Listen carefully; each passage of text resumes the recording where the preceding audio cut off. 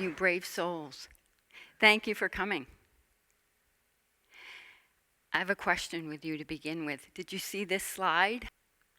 That butterfly's dying. Isn't it beautiful? So I'm going to start off with a question. Since all humans will face death, and 100% of us will succeed at it, why are so many people uncomfortable with the thought of dying? I'd like to share some fascinating aspects of the last phase of life. Lessons, important lessons that I learned from the only true experts, the dying. You see, I've been caring for dying people for about 30 years. In the 1990s, I was doing so in the capacity of an herbalist, not knowing it was preparing me to be a midwife to the dying, a role that wasn't even on my radar. 10 years later, I embarked on a nursing career, unsure of the setting I wanted to work in when I graduated. But in my last semester, I was placed in a hospice rotation. And on day one, I knew caring for the dying is what I wanted to focus my career on. It's funny how you get called to these places in your life. You find yourself doing things you never imagined doing, yet they fit you so perfectly. Caring for dying people is like that for me. As a hospice nurse, I was meeting large numbers of dying people, since most are late referrals and only lived for a few days or a few weeks after we met. I began to notice the same behaviors in patients as they approached the end of life. It didn't matter their age. It didn't matter if they were religious, atheist, or agnostic. It didn't matter what color their skin was. They were all asking similar questions, sharing similar fears, and exhibiting the same behaviors as they approached the end of life. I was surprised and fascinated by this. I had no idea there was a process to dying. Patients would often ask me into private conversations about their worries and fears of dying. And although I didn't have all the answers, I learned that my ability to be truly present, to be a non-judgmental, compassionate listener, always turned out to be a greater gift beyond any medicine I could offer them. The first lesson I learned from the dying is that the greatest gift any human can offer to another is compassion. I began to share some of the stories and conversations that I was having with my patients in our hospice team meeting. One day I was told nurses should focus on pain and symptom management and leave the emotional and spiritual conversations to the chaplain and the social worker. I couldn't understand this, and I questioned what was best for the patient. After some thought, I decided if I was asked into such a private conversation, I was going to honor the privilege. I wouldn't ask them to hold that thought until someone arrived in the coming days. This is when my passive resistance for the greater good of my patients began. I started carrying journals in my car so I could write about the amazing things that were happening and what I was witnessing at the bedside of the dying. Before too long, I had a small stack of journals, and I decided I should write a book about what I was learning. I wanted others to benefit from the lessons so they could feel less fearful of death.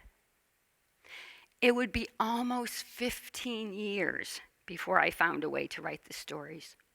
But as I had hoped, the books have already helped many people better understand death and have less fear of it. You see, I believe the more we know and understand, the less fearful we will be.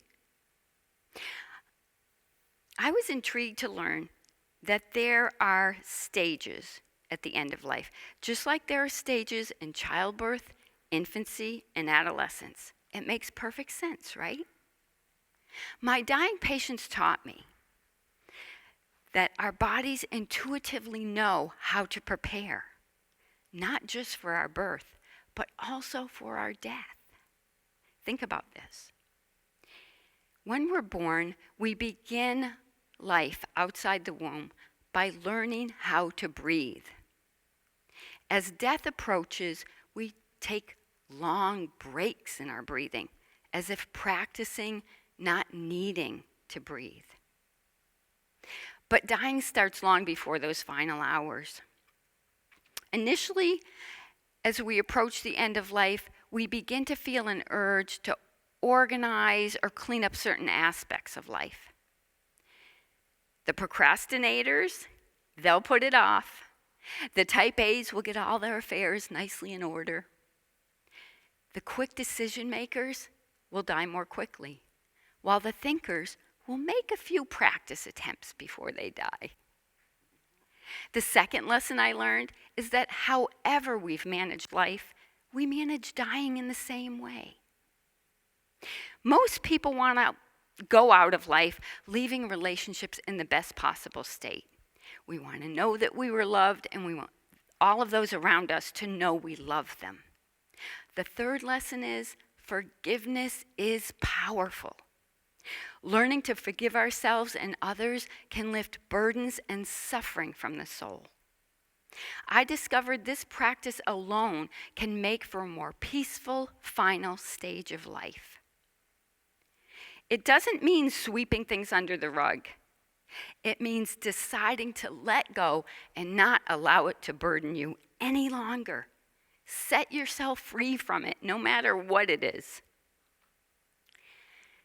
Most dying people don't seem to be focused on possessions, politics, or money. They don't care about the news or the latest gossip. It's simple, really. Feeling compassion and love from those around them makes them happy. So the fourth lesson is focus on what matters most. There's an amazing stage called life review, which it can begin months, days, or hours before dying. It can take some people hours to complete and others days. In this stage, basically what we do is we go back to our earliest memories. We remember where we lived, the people we knew, the experiences we had, and the lessons we learned. It continues until we reach present day. Most people want to share what they're remembering. Others had dreams about these times and woke up feeling like they were still there. I witnessed an interesting phenomenon with some people who would revert back to a language they had learned in their youth and start to speak in that way again. It was always fun to learn about what people were experiencing in the life review stage. In the next stage and the last days of talking, people often reported a feeling of needing to go or needing to pack for a trip. Most people became quite restless in trying to figure this out, the details. I would ask if they felt like they needed to do something and didn't know what it was. The majority said this was how it felt. I would tell them that they were doing a great job and could finish the work from right there in the bed. I would help them understand that they didn't need to get up and go anywhere. This simple conversation seemed to make sense and helped many people relax into the next phase. One of the most fascinating aspects of dying are the visual experiences that come in the final days. Now, I had never seen these before becoming a hospice nurse. And as the number of patients I cared for went from a handful to hundreds, I couldn't ignore these behaviors anymore. I was so curious about what was going on for them. So I would sit at their bedside to complete my nursing documentation so I could watch and listen. I began to notice the look that came over their eyes during this phase. I refer to it as the looking through you, not at you effect to the eyes. It often seemed like they were watching a movie on the ceiling above their bed. They were talking quietly in a back and forth conversation. People who had been too weak to even roll over were now busy reaching out, sometimes for hours at a time. Try reaching out above your body while lying down when you go home tonight, and you'll find it's really exhausting. So where were they finding the strength to do this in their weakened state? Who were they talking to? It was incredible to listen to them making plans with people their families and I could not see. I heard countless people asking the same questions. How do I find it? Or saying, I'm not ready yet, or come back later. When they finished their work, their eyes would become clear again. They would tell us about seeing and talking to deceased loved ones. And what was so interesting is that after this phase, most people settled into a peaceful place.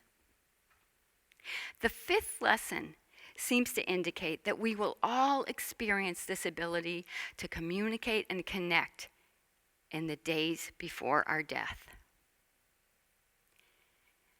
And the good news is, it will give us comfort and answer our questions about how to die, giving us guidance for getting through the veil and into the next. The actual process of dying is not in and of itself painful. Yes, diseases can cause pain. I met many people, though, with the same diseases and very different experiences of discomfort and comfort. I've learned that the emotional aspect is more interconnected to the pain than we realize. Fear seems to drive discomfort upward. The sixth lesson, reducing people's fears, reduces their pain and suffering. Yes, we need morphine for the pain or Ativan to relax the anxiety. And I discovered something else. A compassionate conversation could work just as effectively and sometimes better in circumstances to reduce pain associated with fear. After years of observation, I uncovered something undeniable. People who died more peacefully often had these things in common. They reported they had no unfinished business, they felt loved, many had found forgiveness, and all said they either no longer feared death or felt ready to die. The visual experiences I witnessed seem to indicate that there's more going on in and around us in every moment of life. I call it intuition. I became aware of my intuition at a young age, and I've learned to trust it.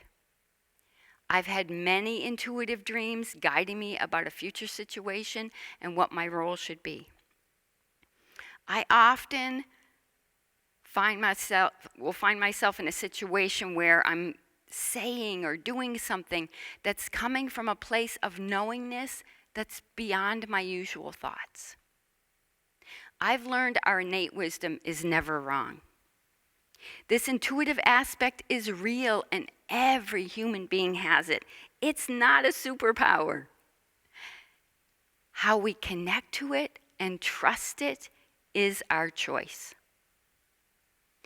People who said they had never been conscious of having intuitions still exhibited this heightened awareness in their last days and weeks of life. Many knew of details from conversations that had taken place without them. Others foretold of something that was about to happen. I even met people who predicted the date or time of their death. I encountered many unexplainable things while caring for the dying. I've learned in my own life and through my work that messages come from those we love after they've died. These messages are no different than the intuitions I just spoke of. Often grieving people say when they're at a low point, something comes to them in a supportive way. An unexpected phone call from a friend, a simple act of kindness from a stranger, a special song that reminds them of the person they're missing. I've had many people tell me how cardinals or mourning doves began to appear regularly. They say these messages give them a feeling of love and connectedness to the person they've lost. Many reported they had never believed in such things before, but now they look for them. We don't stop loving people when they die. If dreams, intuitions, nature messages bring us guidance and comfort and keep us connected to the love, I think it's wonderful. Here's one final lesson I've learned. Having a peaceful dying experience will not only benefit you, but also all those you leave behind. Thank you for having the courage and curiosity to listen to this talk today. Thank you. Thank you.